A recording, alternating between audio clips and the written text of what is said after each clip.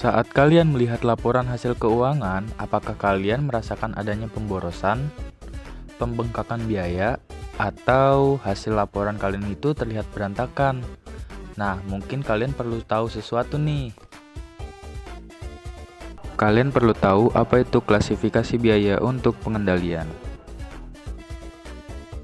Tapi sebelum lanjut ke pembahasannya, perkenalkan saya Afril Fathaillah, Fakultas Ekonomi dan Bisnis, jurusan Manajemen Universitas Pelita Bangsa dengan dosen pengampu yaitu Ibu Purwanti. Sebelumnya, apakah kalian tahu apa itu klasifikasi biaya? Definisi klasifikasi biaya adalah suatu proses pengelompokan biaya secara sistematis ke dalam golongan-golongan tertentu agar dapat memberikan informasi yang lebih ringkas dan penting. Klasifikasi biaya bertujuan untuk menyusun biaya berdasarkan karakteristiknya, sehingga lebih mudah dianalisis, lebih relevan dalam perencanaan dan pengambilan keputusannya, memberikan dasar yang kuat dalam pengendalian dan pelaporan keuangan. Kita cari tahu yuk, apa aja sih jenis-jenis klasifikasi biaya ini? Yang pertama ada berdasarkan hubungan dengan produk. Biaya produksi, biaya yang langsung berhubungan dengan produk, terdiri dari bahan baku, tenaga kerja, overhead pabrik. Biaya non-produksi ada biaya yang tidak terkait langsung dengan produksi, seperti biaya pemasaran, administrasi, dan keuangan. Lalu yang kedua ada berdasarkan volume produksi. Yang pertama, biaya tetap, tidak berubah meskipun volume produksi berubah. Yang kedua ada biaya variabel, berubah sebanding dengan volume produksi. Lalu yang ketiga ada biaya semi variabel, campuran antara biaya tetap dan biaya variabel. Lalu selanjutnya ada berdasarkan departemen produksi. Yang pertama itu ada biaya-biaya langsung departemen, dapat ditelusuri langsung ke unit atau departemen tertentu. Yang kedua ada biaya tidak langsung departemen, tidak bisa ditelusuri langsung tapi digunakan oleh beberapa departemen. Lalu selanjutnya ada berdasarkan periode waktu. Pengeluaran modal, manfaat jangka panjangnya dicatat sebagai aktiva. Lalu pengeluaran pendapatan, manfaat langsungnya pada periode berjalan dicatat sebagai beban. Lalu yang terakhir ada berdasarkan pengambilan keputusan.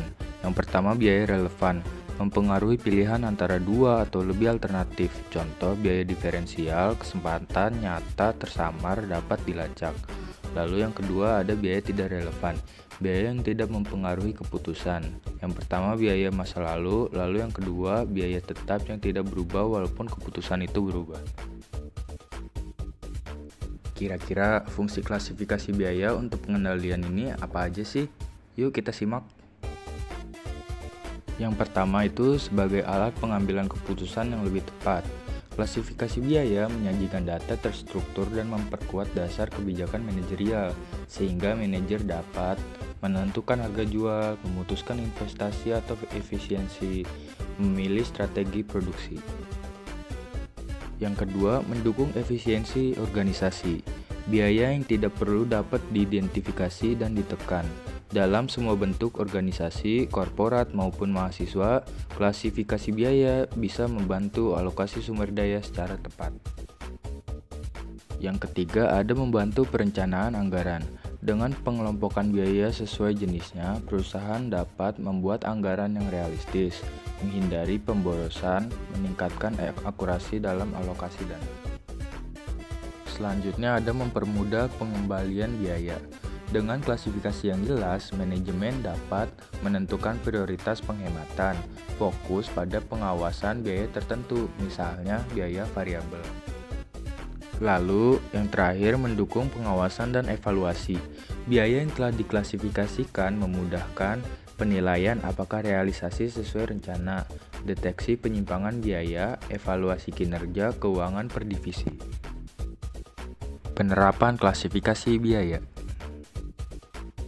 Contoh studi kasusnya yaitu usaha kecil produksi kue rumahan. Ibu Lina memiliki usaha kue kering rumahan untuk menemukan harga jual dan mengontrol biaya yang menggunakan klasifikasi biaya sebagai berikut.